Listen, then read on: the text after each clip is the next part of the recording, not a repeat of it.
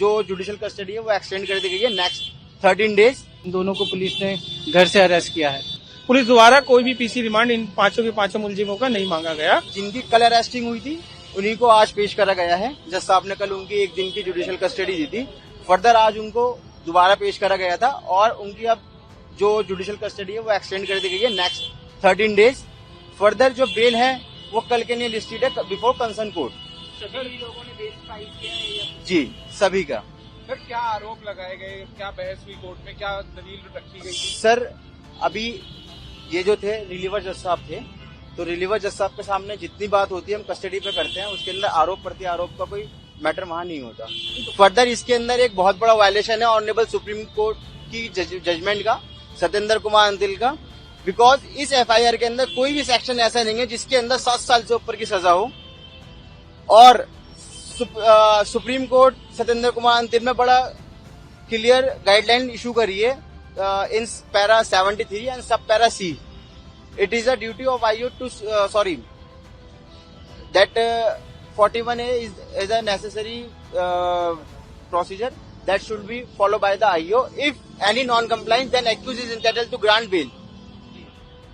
तो अब इस केस की अगली सुनवाई कब होनी है? इनको लाया जाएगा 13 दिन के बाद। फर्दर जो बेल एप्लीकेशन है वो कल कंसर्न कोर्ट में लिस्टेड है। इस केस में मैं 2 अक्यूज को रिप्रेजेंट कर रहा हूँ। एक जो है वो है अदनान और दूसरे हैं समीर। ठीक है, इन दोनों के खिलाफ जो पुलिस की एलिगेशंस है कि भाई इन्होंने जो है वो पत्थरबाजी की, जबकि इसके विपरीत यही है कि इन दोनों को पुलिस ने घर से अरेस्ट किया है। जैसे कि असद मिर्जा ने अभी बताया कि इसमें जो है कंप्लाइंस नहीं हुई है, तो यह है कि जो पुलिस को नोटिस देने चाहिए थे पुलिस ने वो नोटिस नहीं दिए हैं। कहीं इनकी सीसी फुटेज में जो है कहीं इनको नहीं दिखाया गया है। बस एक आईओ है जिसकी स्टेटमेंट है जो ये कहता है कि उसने जो है इनको आइडेंटिफाई किया है, जबकि वो आईओ जो तैनात है वो तैनात है, उसकी पोस्टिंग जो है वो चांदनी महल में, और वो दरियागंज के रहने वाले लोगों को जो कि जिनके घर दरियागंज की जुरिडिक्शन में आते हैं उनको आइडेंटिफाई कर रहा है। तो ये जो है ये मिस आइडेंटिफिकेशन का भी केस है। सर पुलिस ने जुडिशियल कस्टडी मांगते हुए कोई दलील पेश करी? नहीं, पुलिस ने कोई जुडिशियल कस्टडी नहीं मांगी इसमें, ठीक है ना, कोई सॉलिड दलील नहीं दे पाए। तो जज साहब ने उन्होंने कहा कि भाई उन्होंने पीसी के लिए कहा था, लेकिन जज साहब ने उन्हें जो है जुडिशियल कस्टडी में भेजा, क्योंकि जो आज जो थी वो कंसर्न कोर्ट जो थी वो छुट्टी पर थी। तो ये कल कंसर्न कोर्ट में जो है बेल लगी है 272 के अंदर।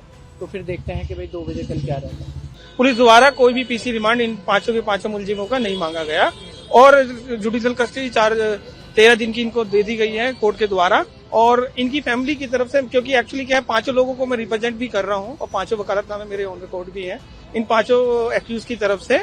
और उनकी तरफ से एक फैमिली की तरफ से एक मेरे साथ प्रॉब्लम थी उनके साथ कि उन्होंने जो पहने हुए कपड़े पहने हुए हैं, सर्दी का मौसम है और काफी प्रॉब्लम उनको जुडिशियल कस्टडी में होगी। तो मैंने आज कोर्ट में एप्लीकेशन फाइल करी और जज साहब ने उसको अलाउ भी किया और डायरेक्शन भी दी कि आप कपड़े दे सकते हो जुडिशियल कस्टडी में। और 13 दिन के बाद इस मैटर को रखा गया कंसर्न कोर्ट में। उसके बाद कल इनकी 5 लोगों की बेल एप्लीकेशन ऑलरेडी जो कल ड्यूटी एम के यहाँ फाइल थी वो कल के लिए लिस्टेड है। जो भी डायरेक्शन कोर्ट देगी उसको सारे लोग हम मानेंगे।